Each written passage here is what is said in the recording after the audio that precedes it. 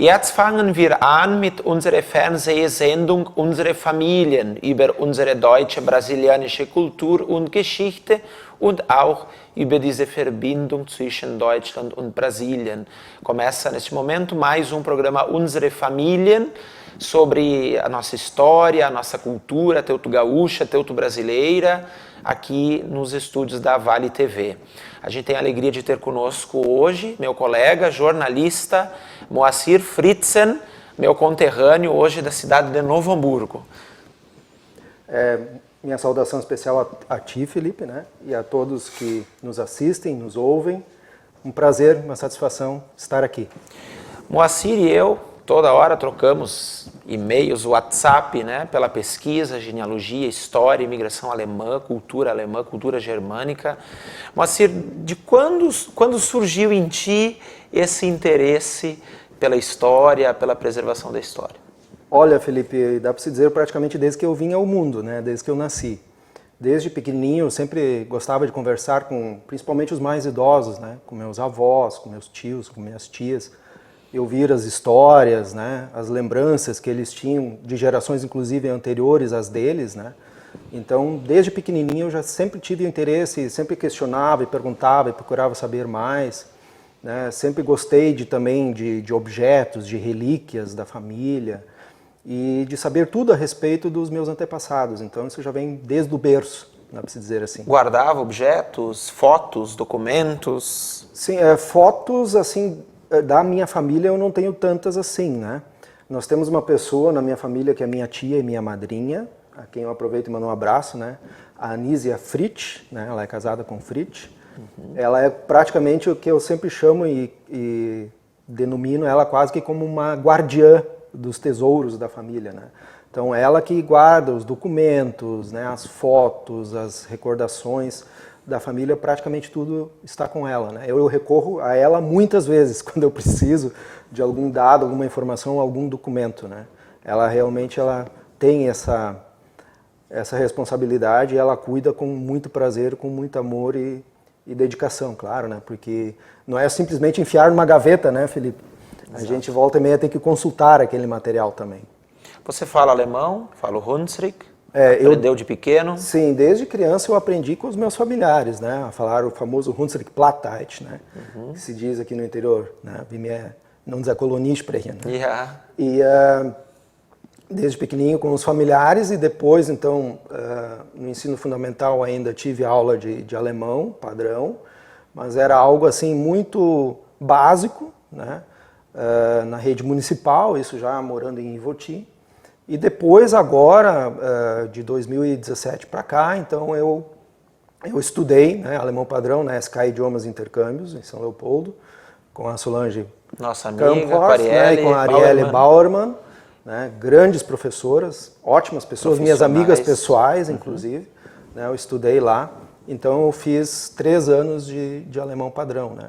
E com a SK Idiomas você foi para a Alemanha, esteve lá em Trier, naquela região, conheceu Exato, a região dos antepassados? Tive essa grata satisfação, foi em 2018 que fizemos a viagem para lá.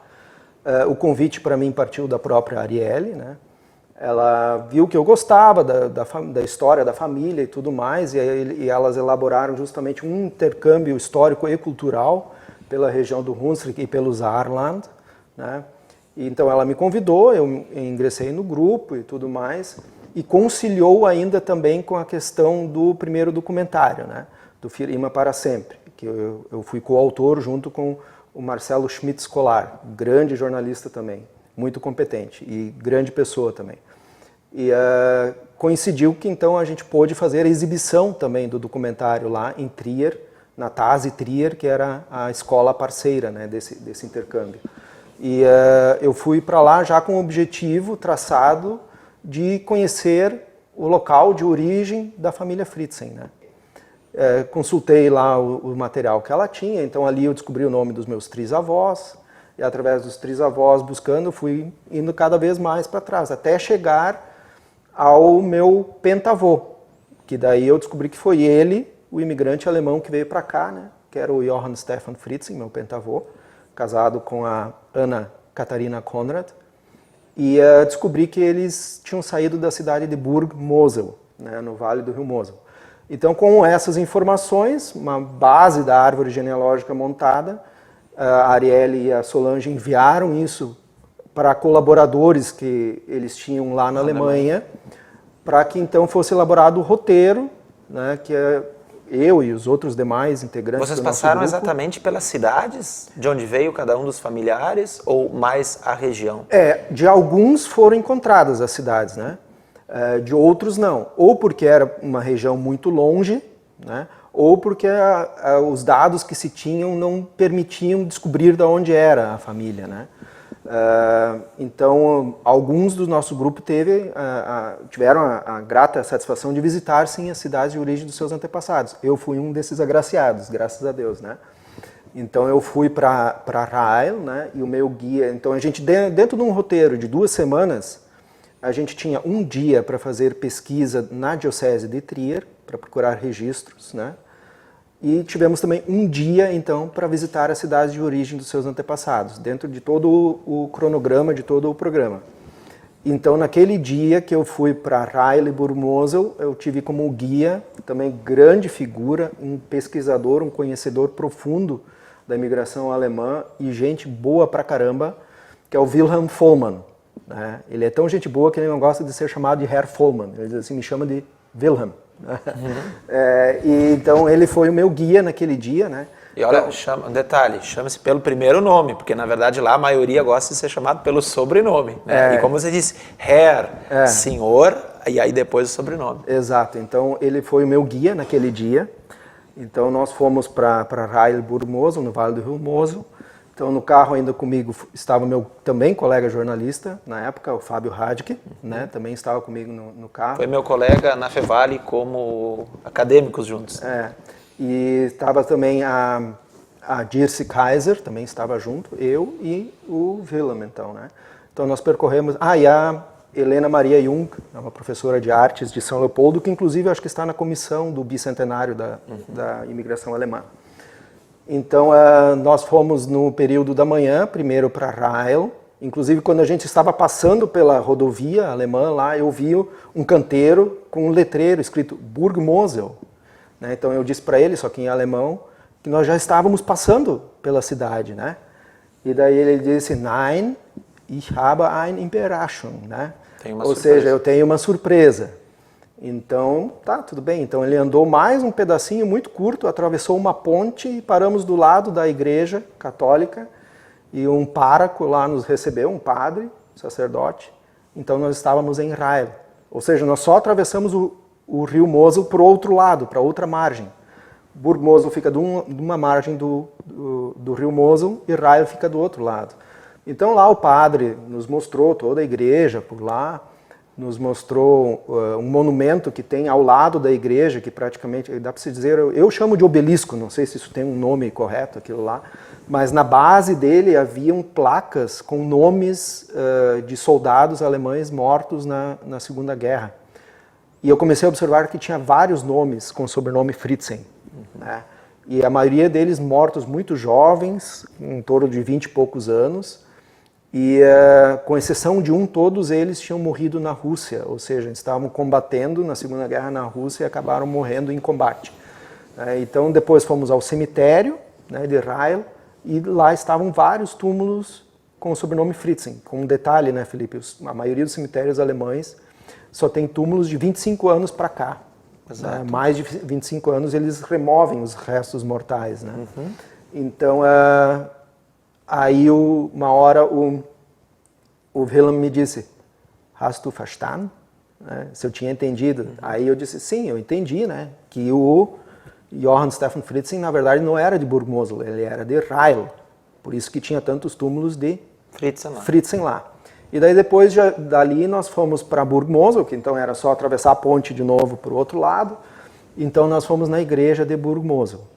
E primeiro no cemitério, e daí eu comecei a ver os túmulos lá, não tinha nenhum Fritzen, nenhum túmulo Fritzen, mas tinha Konrad. Da esposa. Que era da esposa dele. Então, ali que eu entendi que, na verdade, ele era de Rael, ele casou com a Ana Catarina Konrad, que era de Burgmosel, e depois de casado, eles foram viver em Burgmosel, e foi lá que nasceram os primeiros filhos do casal, né? E tem uma história interessante que você conta, porque junto com a Mônica Traut-Bonato, que é uma querida amiga nossa, jornalista, que reside na Alemanha, próxima a Trier, que ela descobriu aí uma outra ancestralidade tua, que tem a ver comigo também, né, e que tem a ver com ela, que é a família Winter, originária de Cliserath, depois foram para São José do Hortêncio. São José do Hortêncio, o meu pentavô foi a Bom Princípio, fundou, na verdade, a cidade de Bom Princípio, chamava-se Winterschneis, e o teu antepassado ficou lá em Hortêncio. Era irmão do teu pentavô. Exato. Se você também puder nos descrever sobre esse momento. Foi uma surpresa também muito grande. A Mônica estava dentro daquela equipe de colaboradores que participou das pesquisas desse intercâmbio histórico e cultural, né? Então a gente estava visitando uma vinícola lá na Alemanha e estávamos no momento ali que o pessoal estava fazendo uma degustação de vinhos, era uma mesa bem comprida, nós éramos entre 17 no nosso grupo, e tinha mais uma pessoa que estava convidada lá, que ela era natural, se eu não me engano, da cidade de Feliz, aqui no Vale do Caí, e ela casou com um alemão e já mora há muitos anos lá na Alemanha. Se eu não me engano, é Elisabeth Schmitz, ou Schmidt, o nome dela. Então, ela foi especialmente convidada para aquele momento. E lá, durante a visita, de repente, aparece uma mulher, que era a Mônica, né, e ela veio com 3 ou 4 polígrafos, assim, encadernados e tal, e começou a contar uma história, né, para o grupo. E eu já tinha escutado aquela história, só que eu tinha escutado aquela história como sendo a história do veleiro Cecília, né, supostamente dos fundadores de Dois Irmãos. A famosa lenda do navio Cecília, né?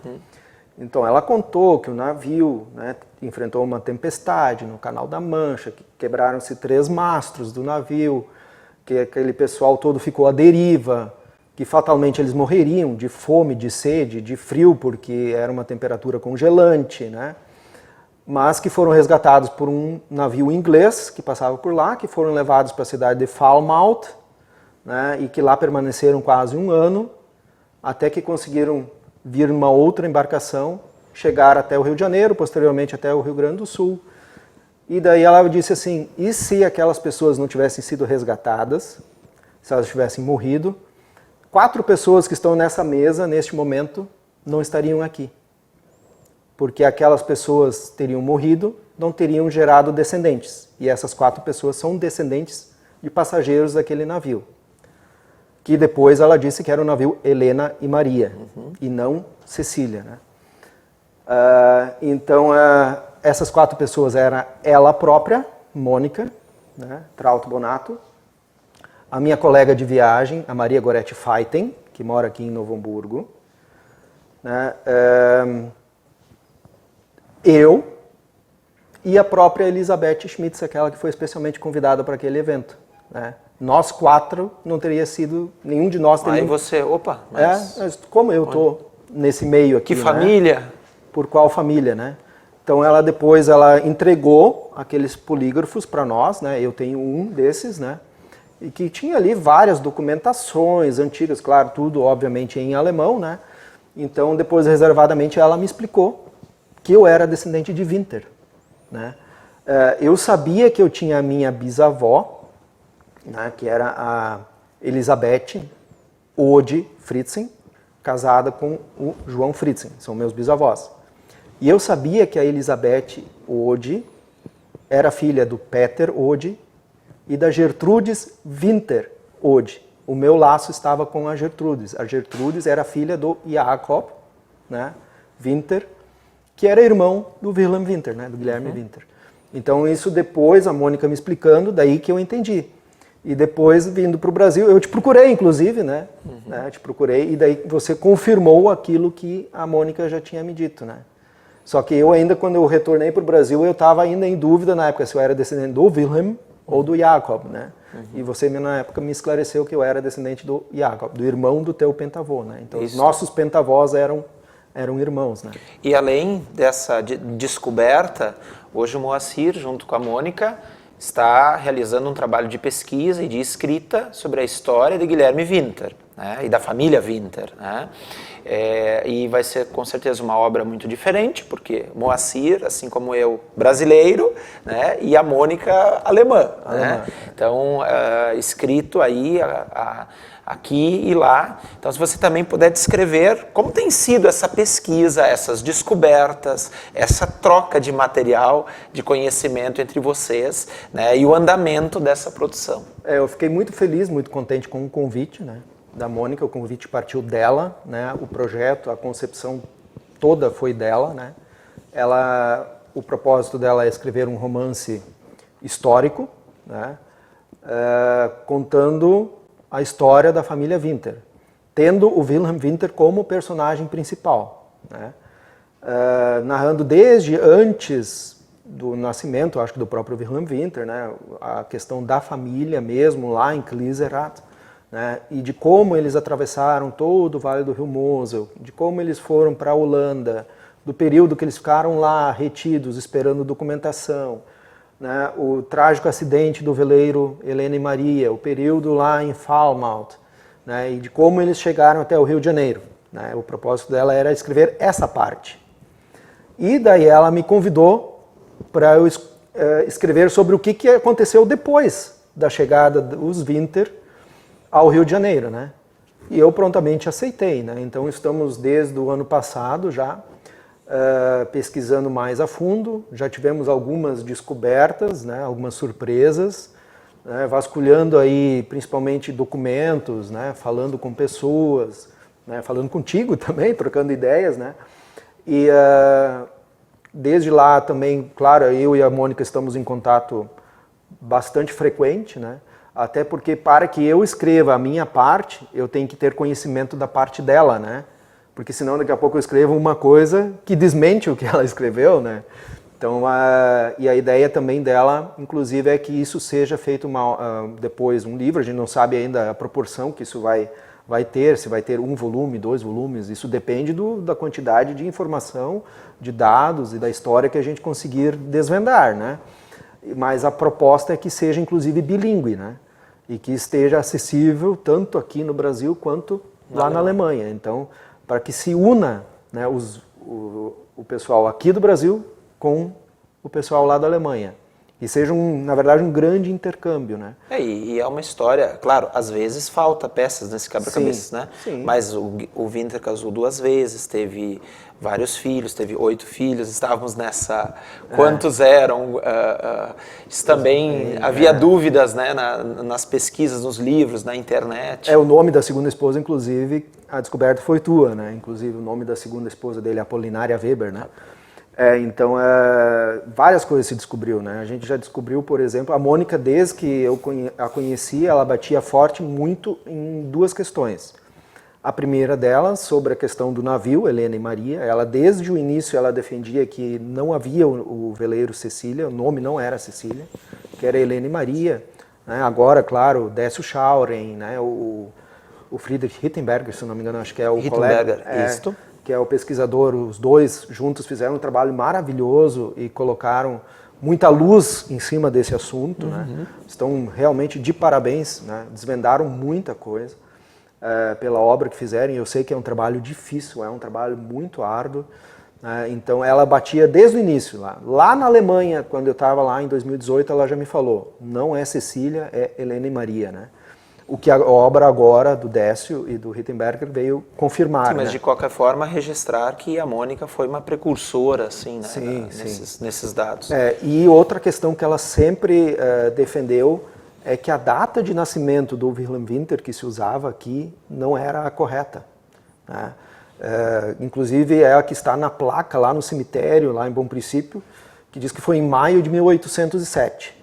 E ela sempre me dizia, ele nasceu em 1808, ele nasceu em 1808, aquilo não está certo. era a data que era usada por muitos, até trabalhos acadêmicos devem ter sido feitos em cima disso, né? O material de divulgação de Bom Princípio, né?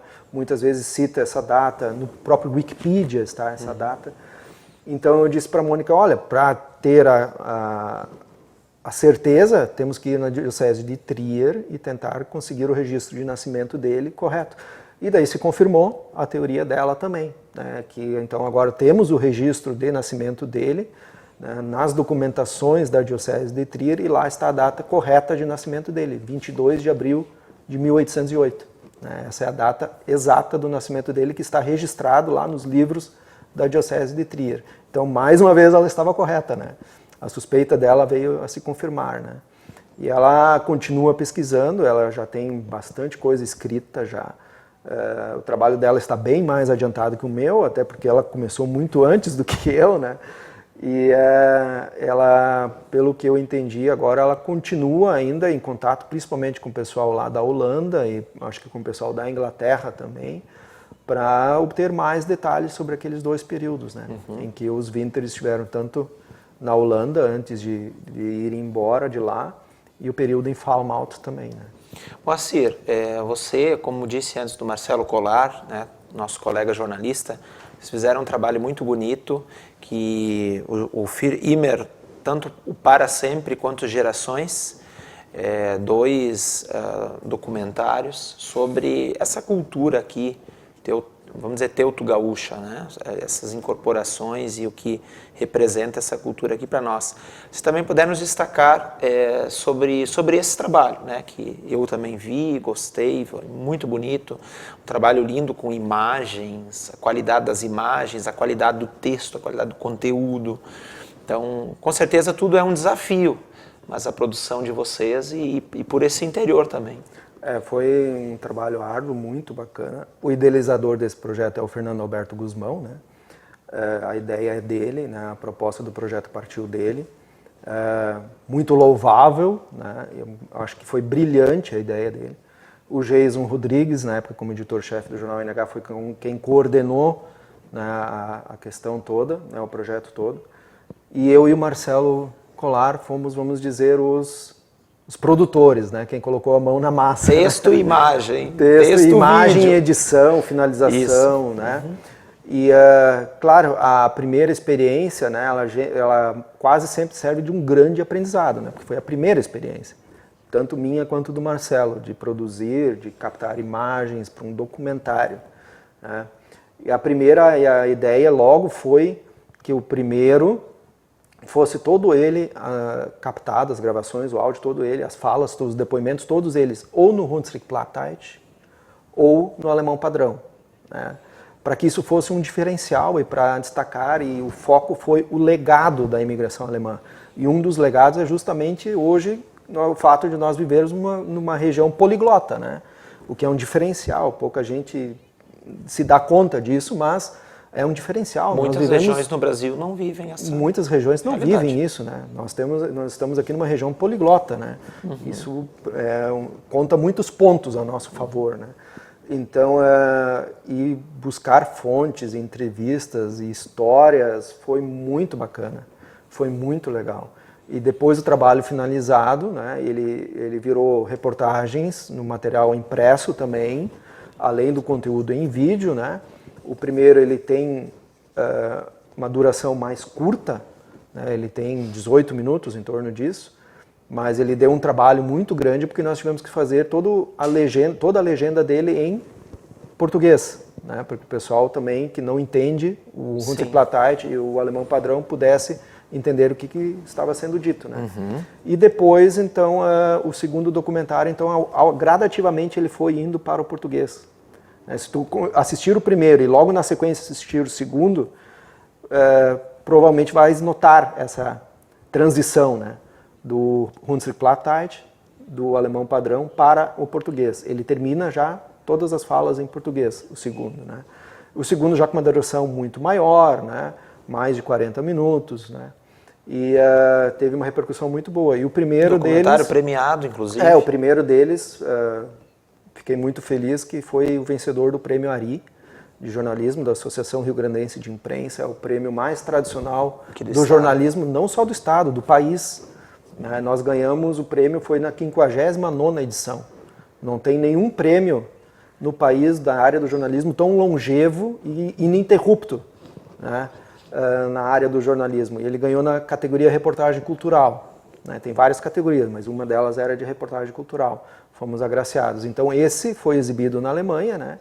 E o segundo, o Firiman Gerações, que teve, para mim, foi uma das, eu classifico como uma das melhores noites da minha vida, né? A apresentação. Foi a apresentação dele no Teatro Fevale, com lotação praticamente máxima, né? É o maior teatro do Rio Grande do Sul, além de belo também, né? E então, para mim, a satisfação, e o pessoal, muitos se emocionaram, muitos choraram. Eu recebi depois retornos fantásticos de pessoas que assistiram lá naquela noite, e também foi exibido no Rio de Janeiro, né, com uma iniciativa da atriz Rejane Ziles, né, que também exibiu lá numa mostra de cinema Brasil-Alemanha, muito bacana também. Então são dois trabalhos assim que eu tenho muito orgulho de ter participado. Né. Quando hoje em dia eu faço o meu currículo, eu coloco lá os documentários, com certeza.